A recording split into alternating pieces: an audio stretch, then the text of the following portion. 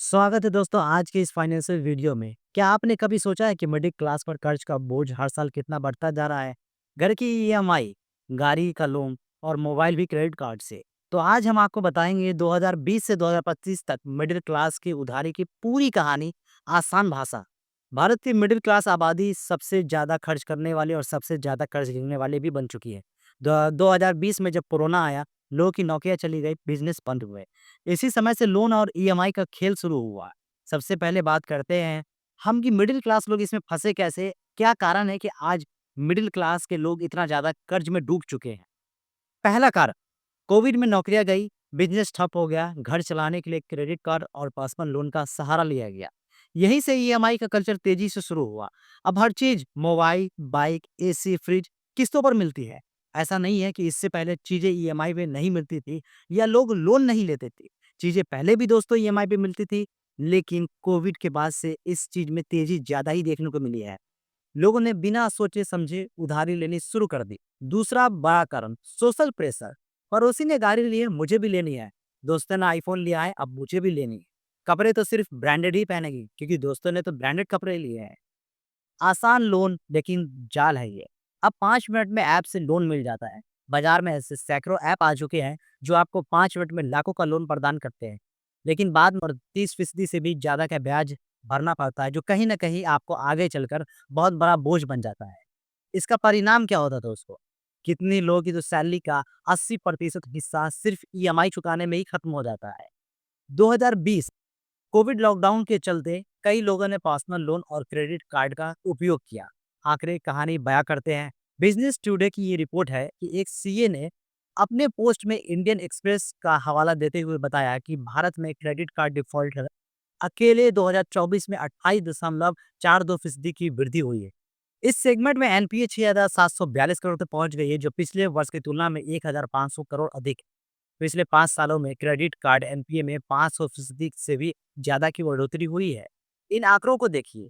2020 1,108 करोड़, 2021 3,182 करोड़, 2022 3,887 करोड़ और 2023 5,250 करोड़। वहीं 2024 में 6,742 करोड़। बकाया क्रेडिट कार्ड लोन भी दुगने से ज्यादा हो गए। 2020 में 1.4 लाख करोड़ से बढ़कर यही आंकड़ा 2024 तक 2.92 लाख करोड़ हो गए। 2021 दवाइयाँ और हॉस्पिटल और घर चलाने के लिए जो है उधारी बढ़ चुकी थी। 2022 अब ईएमआई का कल्चर बन चुका था, तो लोग मोबाइल, बाइक, एसी, काफ़ी चीज़ें जो हैं वो सिर्फ किस्तों पर ही ले रहे थे। और 2023 में इसमें एक और नया फीचर आता है दोस्तों, बाय नाउ पे लेटर। डिजिटल लोन ऐप्स से कर्ज और आसान हो गया। बाजार में कर्ज लेना आसान है लेकिन चुकाना मुश्किल। बाय नाउ और पे लेटर में तो और भी ज़्यादा धमाल मचाया है जब मार्केट में आया। 2025 के एंड तक का प्रोजेक्शन, अगर यही ट्रेंड चला तो 2025 तक के अंत तक मिडिल क्लास का जो कर्ज का बोझ है वो और भी ज़्यादा हो सकता है। मेरे नोन में ही एक आदमी है दोस्तों, जिनके घर की ईएमआई अभी वो 18,000 रुपया भर रहा है। वो दिल्ली में रहते हैं। गाड़ी का ईएमआई 7,000, बच्चों की स्कूल की फीस भी ईएमआई से ही जाती, और ऊपर से क्रेडिट कार्ड का बकाया 25,000। ऐसे लाखों लोग हैं जो सिर्फ ईएमआई में जी रहे हैं। जब हम लगातार कर्ज पे जीते हैं तो इसका असर क्या होता है? मानसिक तनाव बढ़ता है दोस्त, परिवार में झगड़े होते हैं, फाइनेंशियल फ्रीडम दूर चली जाती है, सेविंग खत्म हो जाता है। दोस्तों, लोन लेना गलत नहीं है, लेकिन समझदारी से लेना जरूरी है। जरूरत और लालच में फर्क समझिए। कोशिश कीजिए कि आपका ईएमआई आपकी आय का 40% से ज्यादा ना हो। अगर आप भी कर्ज के जाल में फंसे हैं तो अब समय है आपको फाइनेंशियल प्लानिंग करने की, इससे बाहर निकलने के लिए। कर्ज की एक पूरी लिस्ट बनाइए। कहाँ-कहाँ कर्ज है, किस पर कितना ब्याज है, पहले महंगे लोन से छुटकारा पाएँ। क्रेडिट कार्ड या ऐप लोन जिस पर 30% से ज़्यादा का ब्याज होता है, इन्हें सबसे पहले चुकाएँ। ईएमआई आपकी इनकम का 40% से ज़्यादा ना हो, इसका ध्यान नहीं, अगर हो चुका है तो इसे सबसे पहले कम करें। एक्स्ट्रा कमाई के तरीके खोजें अगर पॉसिबल हो तो। जैसे फ्रीलांसिंग, पार्ट टाइम जॉब या घर से कुछ शुरू कर सकते हैं। थोड़ा भी एक्स्ट्रा इनकम आपको मदद करेगा।